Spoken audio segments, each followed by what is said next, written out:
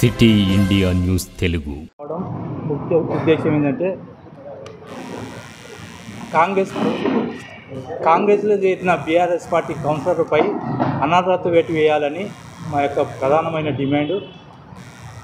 గత అసెంబ్లీ ఎన్నికల సమయంలో టీఆర్ఎస్ పార్టీ నుంచి గెలిచిన 4 కౌన్సిలర్లు కాంగ్రెస్ పార్టీలో చేరడంపై ఇది ప్రజలు చాలా అసహించుకుంటున్నారు.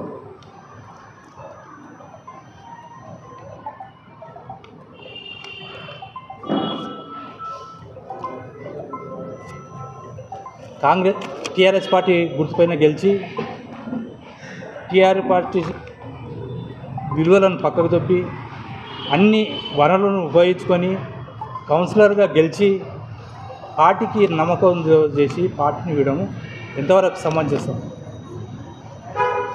ఈరోజు ఎవరైతే 4 కౌన్సిలర్లు ఉన్నారో ఆనంద్ గౌడ్ కానివ్వండి, బుర్దు సుధాకర్ రెడ్డి కానివ్వండి, రమాదేవి గారు కానివ్వండి, ఇంకా లతాశ్రీ, ఈ 4 కౌన్సిలర్లు పైన చర్యలు తీసుకోవాలని అధికారులు కూడా ఎవిడెన్స్తోన వారికి అధికారులు కూడా ఇవ్వడం జరిగింది. ఖచ్చితంగా ఒక పార్టీలో ఉండి పార్టీకి నమ్మకం చేసి వేరే పార్టీ ప్రజాస్వామ్యంలో ఎవరైనా పోవచ్చు, పార్టీలకు ఎవరైనా పోవచ్చు, కానీ తన ఏదైతే కౌన్సిలర్ పార్టీ బీఫారం ఇచ్చి టికెట్ తీసుకొని ఆ పార్టీ నుంచి గెలిచినటువంటి వ్యక్తి ఆ పార్టీ కౌన్సిలర్గా రాజీనామా చేసిపోతే దానికి ఉందాతనం ఉంటుంది. ఈరోజు ప్రజలందరూ గమనిస్తున్నారు. ఇది ప్రజాస్వామ్యంలో ఇది మంచి పద్ధతి కాదు. ఈరోజు కాంగ్రెస్ పార్టీ కూడా ఈరోజు టీఆర్ఎస్ పార్టీ వాళ్ళు కండువాలు మార్చుకొని కాంగ్రెస్లో పార్టీలో చేరడము, వాళ్ళు చేర్చించుకోవడం కూడా ఇది ఎంతవరకు సమంజసమని కాంగ్రెస్ పార్టీ నాయకత్వాన్ని కూడా నేను కోరుతా ఉన్నాను. ఈరోజు దొడ్డిదారిన అవిశ్వాస తీర్మానం కూడా నేను అంటున్నాను. ఒకవేళ అవిశ్వాస తీర్మానం మేము ఈరోజు కలెక్టర్ కూడా అన్ని ఎవిడెన్స్తో ఏదైతే 4 కౌన్సిలర్లను మా పార్టీ నుంచి పోయినో వాళ్ళ మీద అనర్హత వేటు వేయాలని అధికారులకు ఇవ్వడం జరిగింది. ఖచ్చితంగా వాళ్ళ మీద చర్యలు తీసుకోకపోతే అవిశ్వాస తీర్మానం ఏదైతే ఉంటుందో మేము కూడా విప్పు కూడా జారీ చేస్తారు. విప్పు జారీ చేసిన పక్షంలో వాళ్ళు కౌన్సిలర్ ఎవరైతే విప్పుకు వ్యతిరేకంగా ఓటేస్తే వాళ్ళు డిస్క్వాలిఫై అవుతారు. ఖచ్చితంగా ఇది చట్టంలో ఉంది. ఖచ్చితంగా వాళ్ళు డిస్క్వాలిఫై అయ్యేంత వరకు కూడా వాళ్ళు వెంబడి మేము ఏ విధంగానైనా కోర్టు కానీ ఎక్కడైనా మేము పోనీకి అన్ని ఎవిడెన్స్తో మేము తయారుగా ఉంటాం. ఖచ్చితంగా మేము వాళ్ళు డిస్క్వాలిఫై అయ్యే వరకు మేము వాళ్ళని తొలగించే వరకు మేము మా ప్రయత్నం కొనసాగుతుంది. గతంలో కొంతమంది కౌన్సిలర్ వచ్చినచ్చు, వాళ్ళ అభివృద్ధి కొరకు వచ్చారు. ఈరోజు అన్ని అభివృద్ధి పనులు చేసుకొని అన్ని రకాలుగా అనుభవించి ఎలక్షన్ టైంలో వాళ్ళు పోయింది. అది మేము తప్ప అంటున్నాం. ఇది నమ్మక ద్రోహం అంటున్నాం. ప్రజాస్వామ్యంలో ఇటువంటిది చరిత్ర ప్రజలు అపహరించుకుంటారు. నిన్ను కౌన్సిల్గా ఎన్నుకొని నిన్ను కౌన్సిల్కి పంపితే నీ కర్తవ్యం ఉంది. ప్రజలు ఇచ్చినటువంటి విశ్వాసాన్ని, నమ్మకాన్ని ఆ వార్డుకు నేను ఏం చేయాలని ఇది చేయాలి తప్ప ఇటువంటి రాజకీయంలో ముందు కూడా ప్రజలు కూడా చాలా తెలివైన పనులు ఖచ్చితంగా చీకొడతారు. ఎవరైతే ఈ విధంగా రాజకీయంగా ఈ విధంగా చేస్తారో మంచి పద్ధతి కాదు. ఇది నాకు జరగవచ్చు, ఇంకోరికి జరగవచ్చు, ఎవరికి జరిగినా ఇది ప్రజాస్వామ్యంలో ఇది ఎవరు ఒప్పుకునే పరిస్థితి కాదు. నేను అడుగుతున్నా మిమ్మల్ని మీడియా మిత్రులను అడుగుతున్నా, భయపడి అంటున్నారు. భయపడని ఎవరు చెప్పిండ్రు? ఏది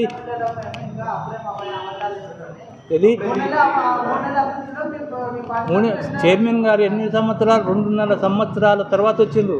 3 నెలలు కాదు. చైర్మనే చెప్తున్నాము.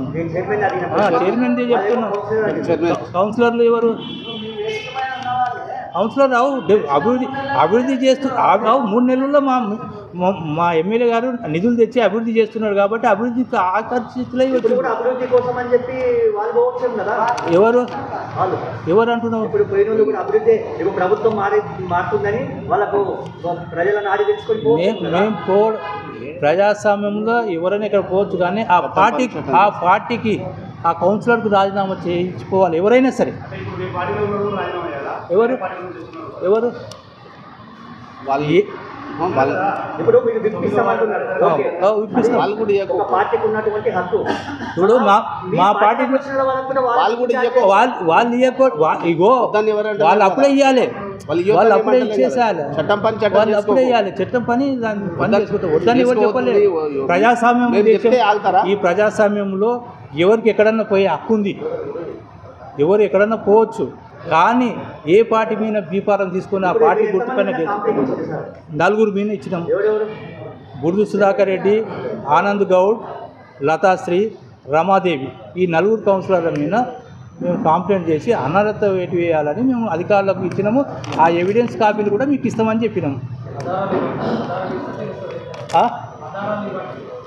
ఆధార్లు ఇస్తాం. ఆధార్ లేకుండా మనం చేయలేము. ఆధారాలు ఇచ్చే చెప్తున్నాము.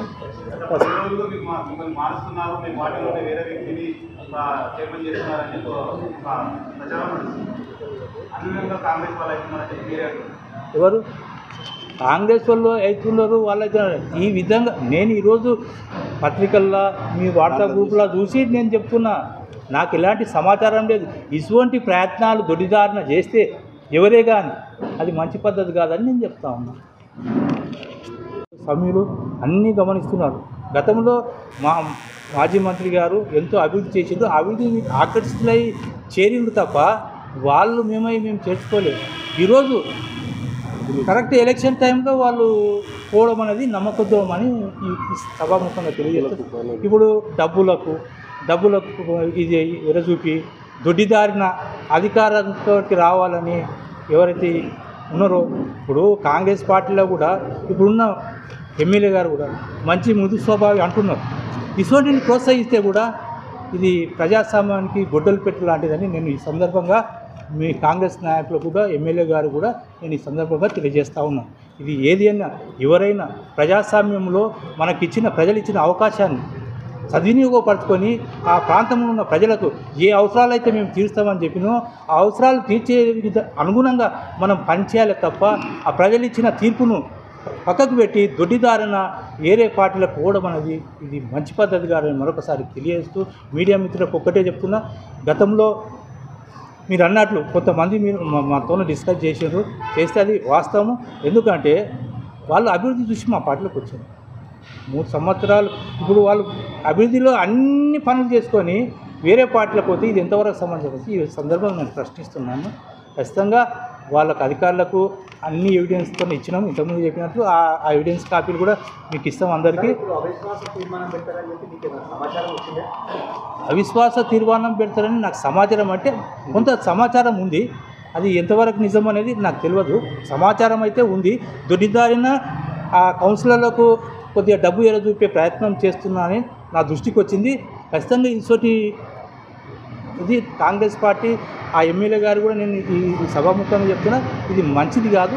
ఇది ఉందాతనానికి మన మంచితనానికి ఇది గొడ్డలు పెట్టు లాంటిది. ఖచ్చితంగా ఇతోటి అంటే ఎవ్వరు కూడా ఈరోజు ఏ పార్టీ అయినా కూడా మనకు ప్రజలు అవకాశం ఇచ్చారు. ప్రజలకు ఏం చేయాలి, ప్రజలను బాగోగులు చూడాలి తప్ప మన రాజకీయ అవసరాల కొరకు మన ఆర్థిక అవసరాల కొరకు పార్టీ మారితే ప్రజలు భవిష్యత్తులో ఎవరిని క్షమించరని ఈ సందర్భంగా నేను తెలియజేస్తాను. ఇప్పుడు గతంలో మీరు పార్టీ మారుతారు, గత పీరియడ్లో మున్సిపల్ చైర్మన్ని మీ పార్టీలకు మార్చుకున్నారు. కాంగ్రెస్ పార్టీలో గెలిచినటువంటి మున్సిపల్ చైర్మన్ని మీ పార్టీలోకి టీఆర్ఎస్ పార్టీలో మేము రమ్మనలే. వాళ్ళు అభివృద్ధి చేస్తున్నాం. మా మంత్రి గారు గతంలో ఏ ఎమ్మెల్యే చేయని అభివృద్ధి మా ఎమ్మెల్యే గారు చేసినారు. ఆ అభివృద్ధికి ఆకాంక్షితులై మా పార్టీకి వచ్చినే తప్ప వేరే ఉద్దేశం లేదు. వాళ్ళు